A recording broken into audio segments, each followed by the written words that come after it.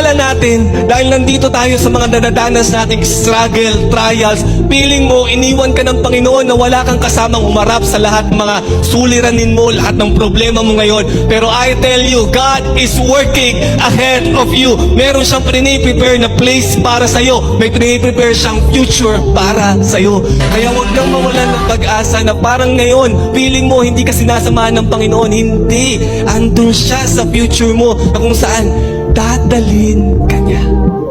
Never God will leave you. Kahit in the face of your consequences, He will not be absent. He is working ahead of you. Kaya ngayon, huwag mong sukuan kung ano man ang nararanasan mo ngayon.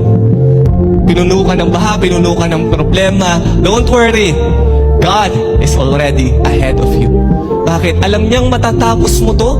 Alam niya during this time that you are struggling, during this time that you feel like is absent, alam niya matatapos mo yan, malalagpasan mo yan, kasi papunta ka doon. Merong future na naghahantay sa'yo.